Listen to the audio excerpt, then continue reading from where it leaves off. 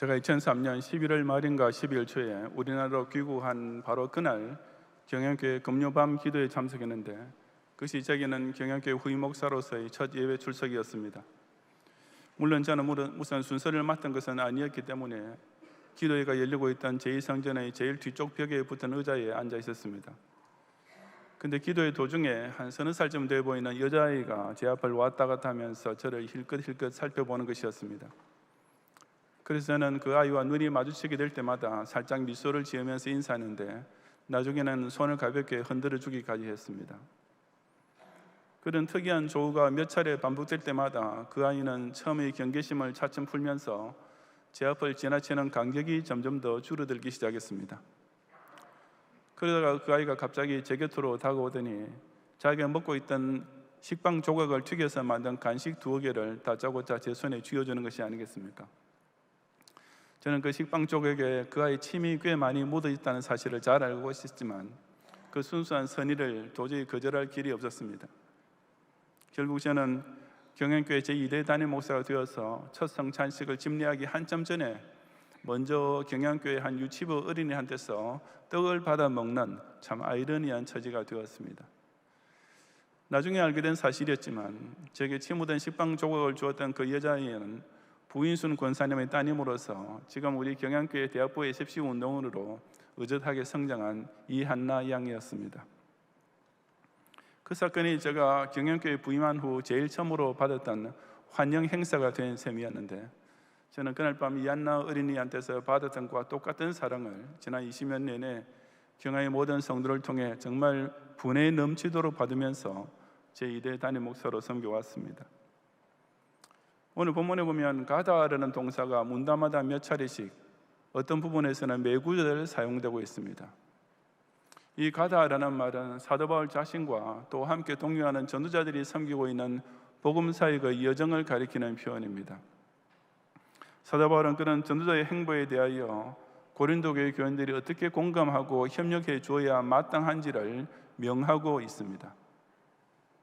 이제 3대 담임 목사님을 모시고 포스트 경양신인의 새 시대를 시작하게 된 이 소망스러운 때에 새 담임 목사님께서 그 중차대하고도 어려운 사역을 잘 감당하실 수 있도록 경양의 성도들이 어떤 마음과 자세로 도와드려야 할지를 이 시간 함께 상고해 보고자 합니다.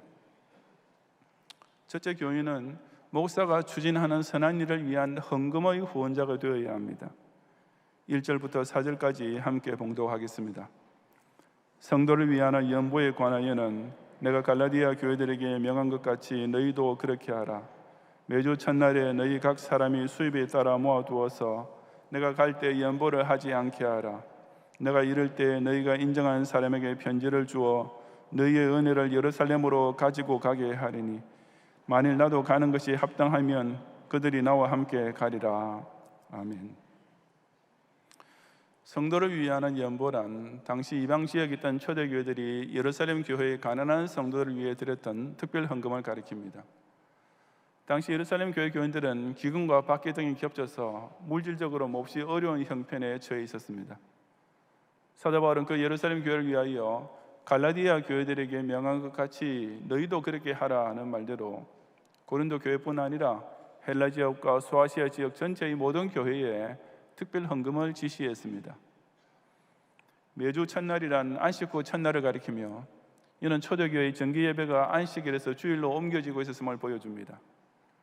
각 사람이 수입에 따라라는 말은 자유로우면서도 정성껏 헌금을 드려야 함을 가리키며, 모아두어서란 마치 우리 교회가 교인들의 헌금을 모아두었다가 정기적으로 노회 상회비를 내거나 제네바 신학 대학원에 후원금을 보내듯이 그 특별 헌금을 전달해야 할 때가 올 때까지 계속 모아두라는 뜻입니다. 즉 바울은 자기가 고린도 교회에 가게 될 때 비로소 부랴부랴 정성없이 급조한 헌금을 형식적으로 하지 않도록 그들에게 미리 준비해두라고 지시한 것입니다. 또한 나중에 바울이 고린도 교회에 가게 되면 너희가 인정한 사람, 즉 교인 중에서 뽑힌 대표자에게 편지, 즉 바울의 추천서를 주어서 너희의 은혜, 즉 그 특별 헌금을 예루살렘 교회로 보내도록 하겠다고 했습니다. 그리고 그때 만일 나도 가는 것이 합당하면 그들이 나와 함께 가리라 라고 한 것은 아직은 불확실한 형편이 정리된다면 바울도 그 대표들과 함께 예루살렘 교회로 가겠다는 뜻입니다.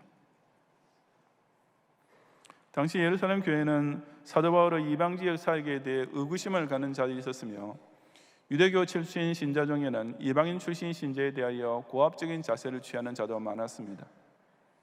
그러니 이방 지역 교회의 교인 중에는 그런 예루살렘 교회를 달갑지 않게 보고 있던 사람도 있었을 것이지만, 바울은 그렇지 않았습니다.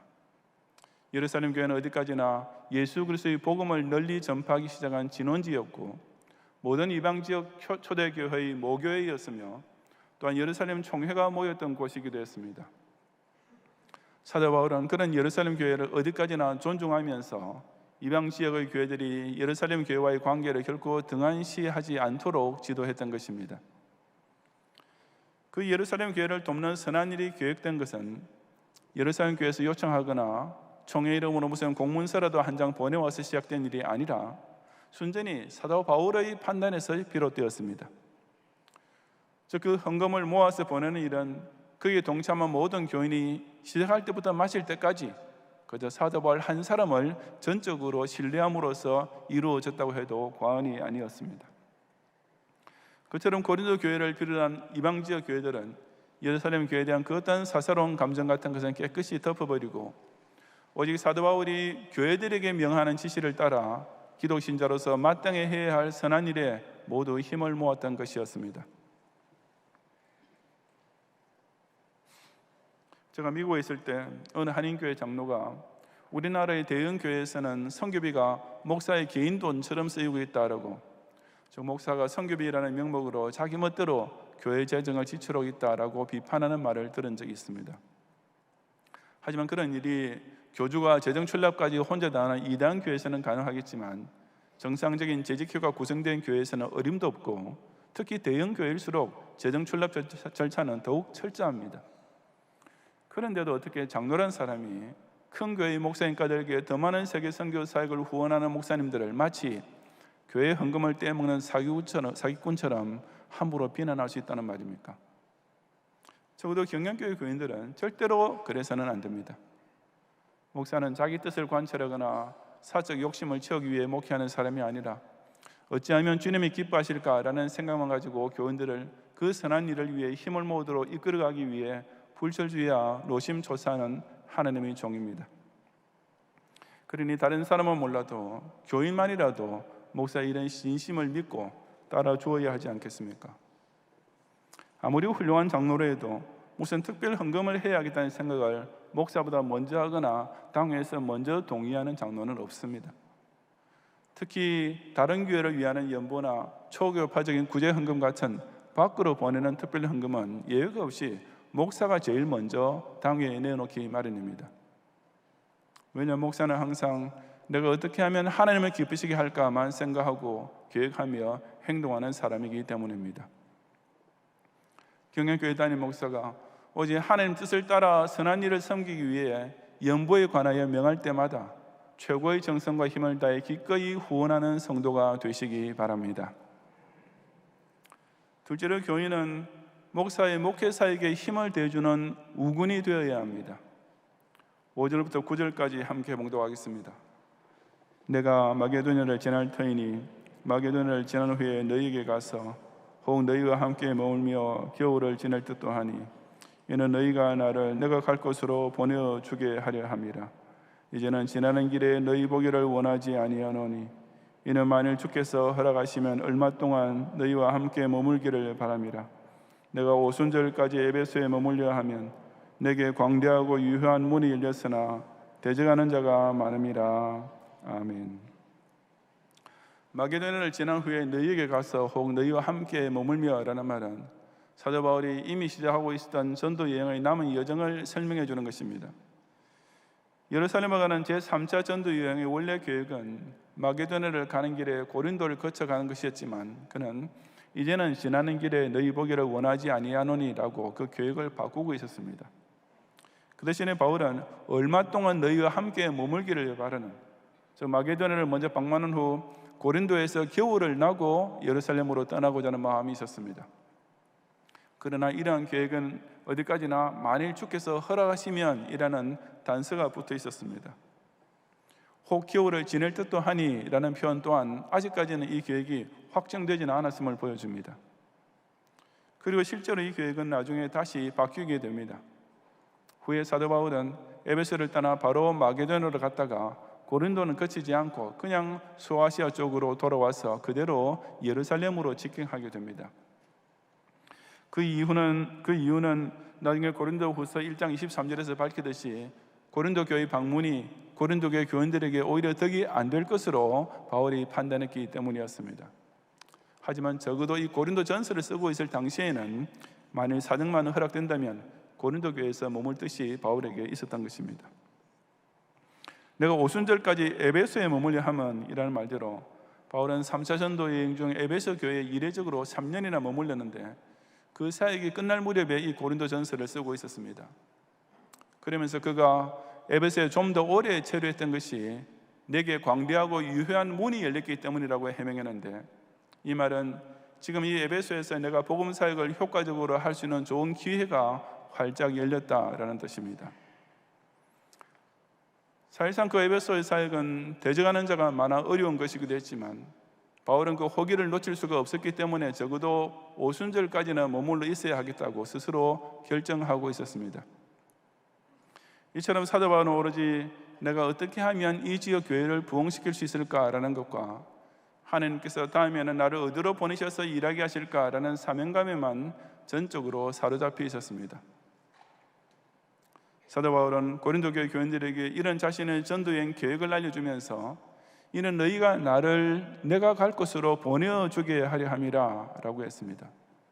즉 그의 계획대로 고린도에서 겨울을 지내게 될 경우 그 갈 곳, 즉 예루살렘으로 가는 전도여행에 대해 그 고린도 교회가 그의 마지막 환송지가 되어주기를 원한다는 뜻입니다. 항상 주님께서 허락하시는 뜻을 따라 자신의 걸음을 인도받고 어떤 곳이든지 자기가 복음 사역을 더 효과적으로 크게 수행할 수 있는 길로 가고자 했던 바울이었습니다. 그럴 때 그런 사도 바울이 또한 필요로 했던 것은 바로 자기가 가야 할 곳으로 보내어줄 교인들이었습니다. 아니 나중에는 고린도 교회를 잠깐조차 방문하지 못하게 되었던 사정에 대해서도 조금도 오해하지 않고 오로지 교회를 이롭게 하기 위해서 판단하고 행동하는 자신의 진심을 이해해 줄 수 있는 교인들이 되어주기를 원했습니다. 바울 같은 훌륭한 사도에게도 그가 나아가고자 했던 사명의 길을 격려해주고 그 사역을 위해 기도로서 지원해줄 교인이 꼭 필요했던 것입니다. 정말 이제 주님의 뜻대로 그 인도하시는 대로만 움직이는 것이 목사가 걸어가는 사명의 길입니다. 그리고 그 사명의 길을 격려해주는 같은 편의 군사, 뒤에서 밀어주는 든든한 지원군이 되어야 할 사람은 바로 교인들입니다. 담임 목사가 새 교구 담당 교역자를 바꾸게 될 때 그것을 두고 섭섭해하거나 불만을 품지 말고 그 교구 성도에게 조금이라도 더 유익이 되게 하려고 목사가 내린 결단임을 이해해 주어야 합니다. 봉사하는 가운데 누군가가 개척을 하게 되거나 다른 교회에서 청빙을 받게 되었을 때도 그것이 그 목사님께서 주님의 명령을 따라 나아가는 사명의 길인 줄 알고 기도로서 격려하고 물질로서 도와드려야 합니다. 우리 경양교회에서 선교사로 소명받은 목사가 나오면 그 선교 사역을 후원해야 할 사람이 바로 우리 경양교회 교인들이며 그것이 곧 우리가 경양 선교회를 중심으로 섬기는 일입니다. 신학자가 되기 위해 더 공부하겠다는 목사가 있으면 누구보다도 우리 경양교회 교인들이 가장 기뻐하면서 그 학업과 나중에 교수 사역까지 적극적으로 지원해 주어야 마땅하며 그것이 곧 우리가 제네바 신학대학원 후원을 통해 봉사하는 일입니다.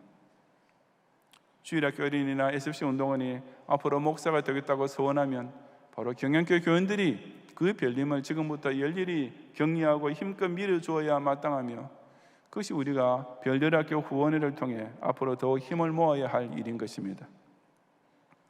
복음 사역에 있어서 광대하고 유효한 문이 열리는 것이라면 하나님께서 어디로 인도하시든지 따라갈 수밖에 없는 길, 그러나 동시에 많은 대적이 방해하는 길, 그런 길을 목사가 걸어갈 때 끝까지 그 목회와 전도와 선교의 사명을 밀어주는 우군 성도가 되시기를 바랍니다. 셋째로 교인은 목사와 동료하는 다른 교육자도 똑같이 존중하는 복음의 동력자가 되어야 합니다. 10절 이하 12절까지 함께 봉독하겠습니다.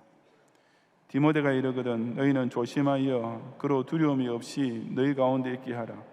이는 그도 나와 같이 주의 일을 힘쓰는 자임이라. 그러므로 누구든지 그를 멸시하지 말고 평안히 보내어 내게로 오게 하라. 나는 그가 형제들과 함께 오기를 기다리노라.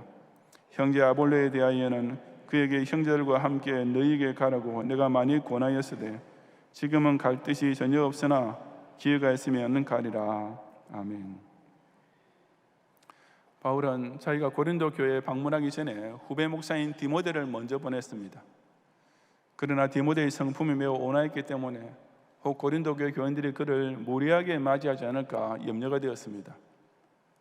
심성이 착하고 온순한 목사를 오히려 더 함부로 대하며 상처를 입히는 교인은 요즘 현대교회에서도 흔히 볼 수 있지 않습니까?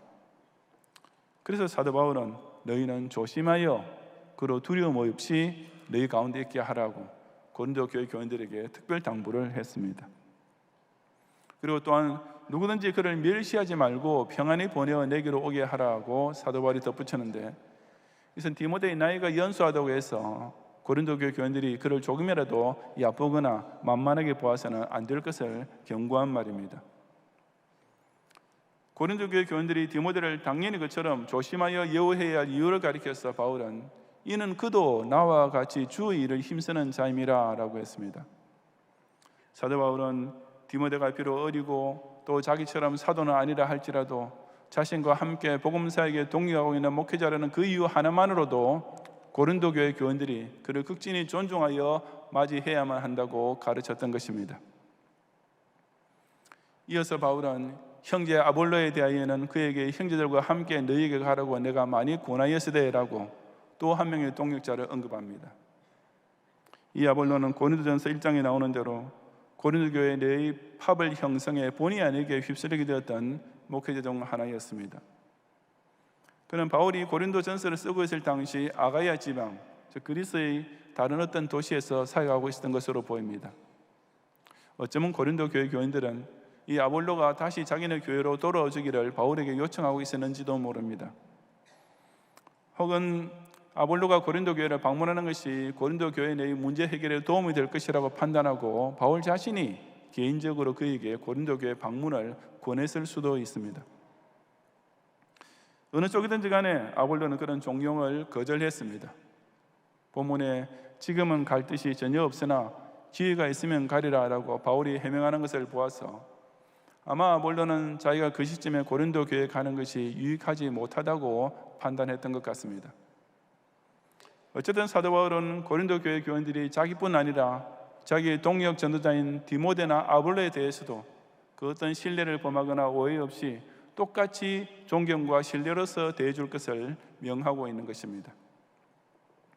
신년주일 예배 중 우리 경영교회 부교역자들이 함께 교회 앞에서 인사하는 시간에 제가 성도들에게 이 부목사님들과 강도사님들과 전도사님들이 신방할 때 여러분은 이분들을 제가 직접 여러분을 신방한 것처럼 맞이하면서 그 군면하고 지도하는 말씀에 순종해야 합니다 라고 당부합니다.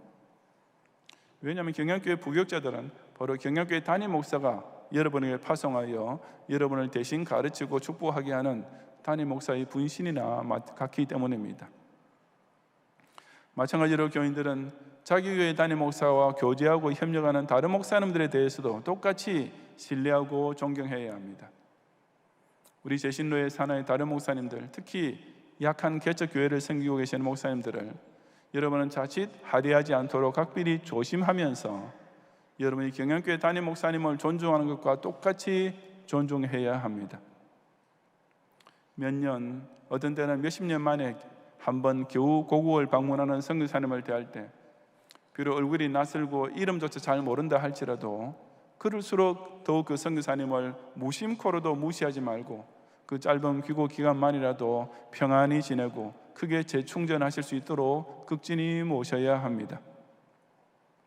아직 국내에서는 또 무명에 가깝긴 하지만 하나님께서 우리 경영교회에 큰 선물로 주신 제네바 신학대학원을 개혁주의 신학의 산실로 신행일치 순교자의 고장으로 성장시키기 위해 고군분투하고 계시는 신학교 교수님 한 사람 한 사람 또한 우리 제신노예를 중심으로 주의 일을 위해 힘쓰는 귀중한 동역자로 알고 받들어야 합니다.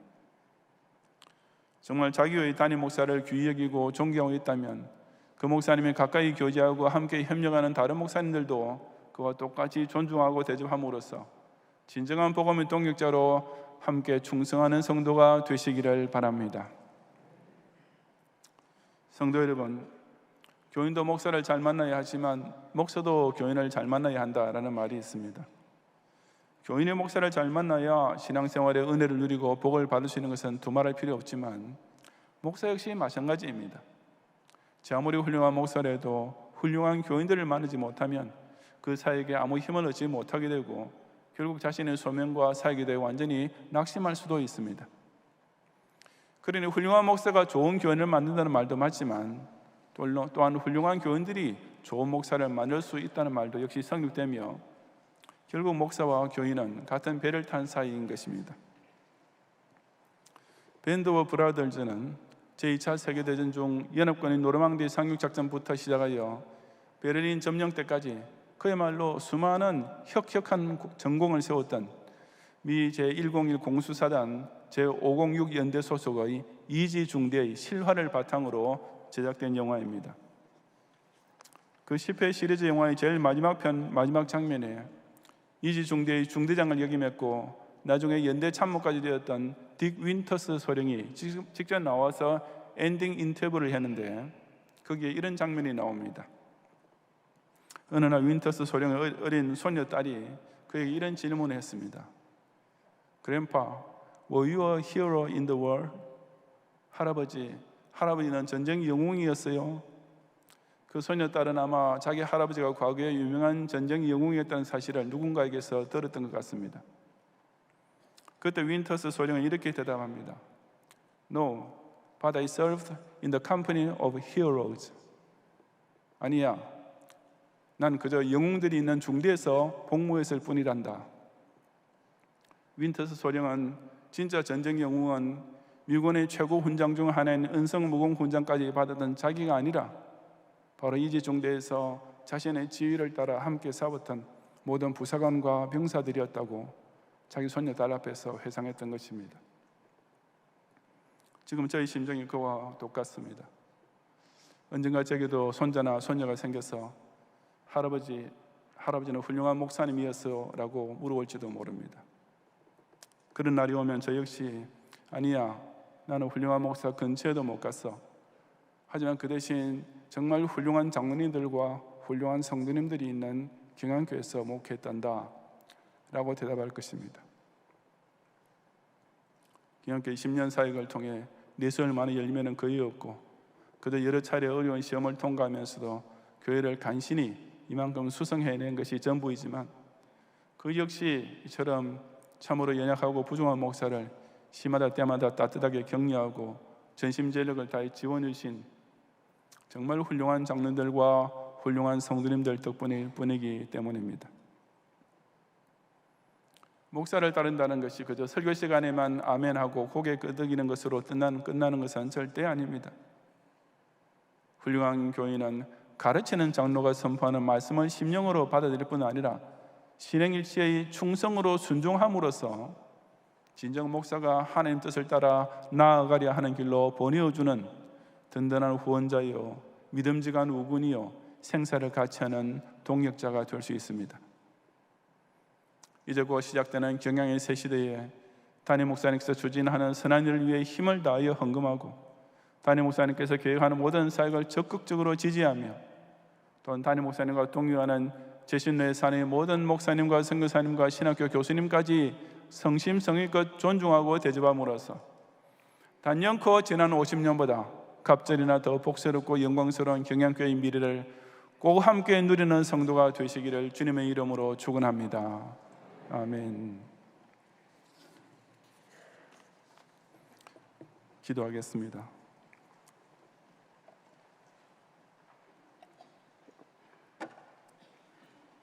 눈 감으신 채로 오늘 우리에게 처음 오셨거나 우리에게 등록을 원하는 분이 계시면 잠시만 손을 들고 전도사님의 안내를 받아주시면 예배 후에 후임 목사님께서 기도해 주시겠습니다. 이 시간에 계신 분과 아래 사무실에서 이 시간 예배드리는 분들 마찬가지입니다. 우리에게 처음으로 방문하셨거나 등록을 원하는 분이 계시면 손을 좀 높이 드시고 전사님께서 안내하실 때까지만 들으시기 바랍니다. 감사합니다. 기도하겠습니다. 경양교회 지난 50년을 오직 이 교회의 머리 대신 주님께서 친히 주장하시고 전적으로 역사하신 까닭에 작년에 참으로 기쁨과 즐거움과 희락이 넘치는 경양 희년을 맞이하게 하시고 이제 신성호 목사님을 제3대 단임 목사로 모시며 실로 소망과 축복이 가득한 새 시대를 맞이하게 하심에 인하여 모든 영광과 찬양을 돌려옵니다. 이 종의 무능과 불충으로 인해 여러 차례 큰 시험과 위기를 자초했지만 우리 교회를 지극히 아끼시고 구속사의 마지막 시대에 세계선교의 사령부로 사용하려 하시는 주님의 선한 뜻을 이루시기 위하여 결국에 가서는 그 모든 것이 다 합력하여 선이 이루어지는 참으로 놀랍고 오묘한 섭리를 체험하며 오늘까지 이르게 하심을 진심으로 감사드립니다. 아무쪼록 모든 경양의 성도들이 우리 교회를 통해 주님께서 진행하고 계시는 이 위대한 경륜을 깨닫게 하시고 지난 50년 내내 성경 중심의 원칙만 따라왔던 그대로 말씀을 맡은 장로인 제3대 단임 목사님을 통해 주님께서 명하시는 각종 헌금에 평화시대의 순교의 각오로서 힘을 다해 동참하며 단임 목사님께서 오랫동안 기도하신 후에 결단하고 진행하시는 모든 선한 일을 100% 지지하는 우군이 되며 또한 단임 목사님과 사선을 함께 넘으면서 복음사역의 행보를 같이 하시는 제신로에 사는 모든 목사님들 또한 정성을 다해 받들어 모시는 동역자가 되어서 우리 경영교회와 제신로회가 지극히 작은 무리에 불과하지만 진정이 말세의 진리 운동을 사수하며 순교자들 신행일치로서 주님을 기쁘시게 하는 신실한 개혁주의 신앙 공동체로 더욱 승승장구하게 하옵소서. 예수님 이름으로 기도드리옵나이다. 아멘.